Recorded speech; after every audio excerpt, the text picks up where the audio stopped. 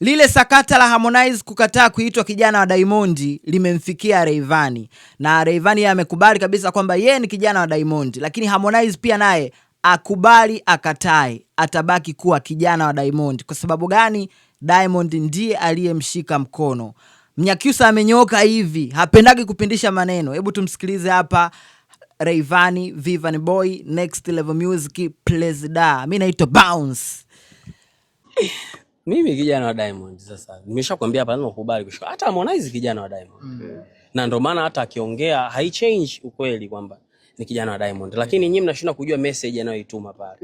Message anayoituma Harmonize atumi message kwamba anamchukia Diamond. Anatuma message ya kwamba anataka watu wampicture yeye kama yeye na vitu vyake. Isitumikane kama mtu mwingine aonekane anakuwa mkubwa kuliko yeye. Lakini sasa kwenye maisha kuna vitu huwezi kuvikataa. Yaani huwezi kukataa kwamba ili ufike kuna watu walikushika mkono. Yaani Harmonize hata atangaze atembee na magari barabara nzima, "Baby sio kijana wa Diamond." Haichange. Na ndio maana Diamond hawezi kusema atajibu, aongee. Ila mnatakiwa mjue season tofauti tofauti. Harmonize angekuwa na chuki sana na Diamond, asingekuwa anakutana naye anamkumbatia, mara anamfuata anamsalimia. Hizo interview anaongea akiwa mbali, lakini akutana na Diamond anaongea.